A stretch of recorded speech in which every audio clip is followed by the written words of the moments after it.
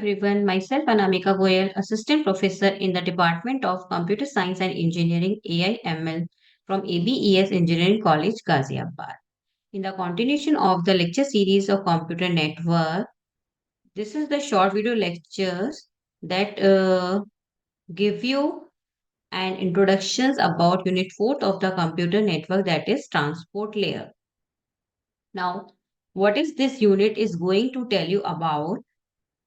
In the sessions of the on the transport layer, basically we'll discuss about the functionality of the transport layer in detail. What is the role of transport layers in computer network? So transport layer, basically it is the fourth layer of OSI model which accept message from the application layer and pass it to the network layer. So we can say that transport layer, it act as an intermediator between application layer to network layer. Out of seven layer in OSI model, the first one is physical layer, then data link layer, then network layer, then transport layer, session layer, presentation layer, and the last one is application layer. Out of these seven layers, transport layer is the most important layer in OSI model. It is also known as the heart of OSI model because it is responsible for process to process delivery in an efficient or reliable manner.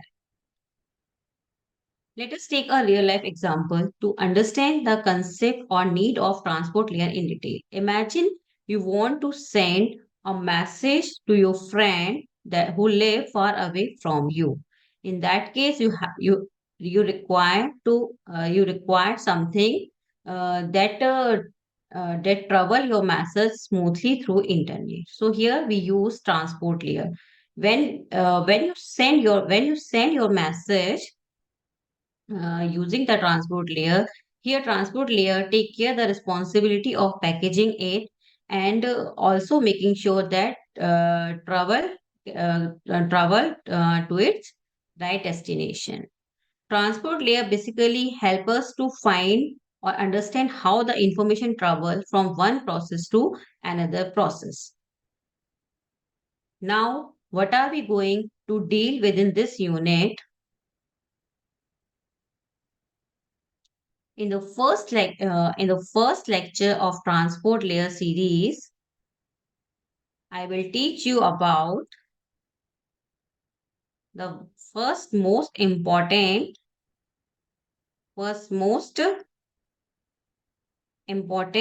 activity of transport layer, that is process to process delivery.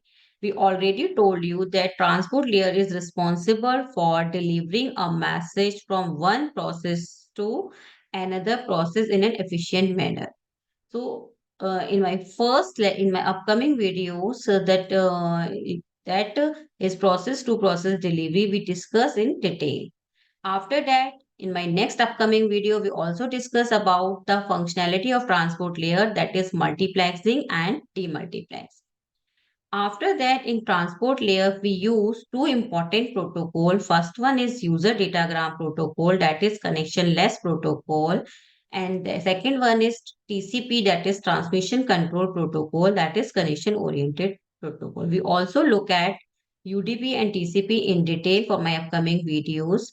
After that, we look at TCP connection management. Because we know that TCP, it is a connection oriented protocol. It means before transmitting the data between sender to receiver, first we have to establish a connection sender to receiver so that we can transmit data in a secure manner. So how we can establish this connection, we'll discuss in this topic. After that, we also look at TCP flow control and retransmission. Actually, when we transmit the data between sender to receiver, it may be possible data will loss. So in that case, we again transmit the data sending side to receiving side. This process is called retransmission. We'll discuss in detail for my upcoming video. After that, we look at TCP congestion control, then TCP window management system, and towards my last lecture, I also teach you about some quality of services supported by the transport layer. So over and all, in my upcoming videos, we'll discuss the overall functionality of the transport layer one by one in detail.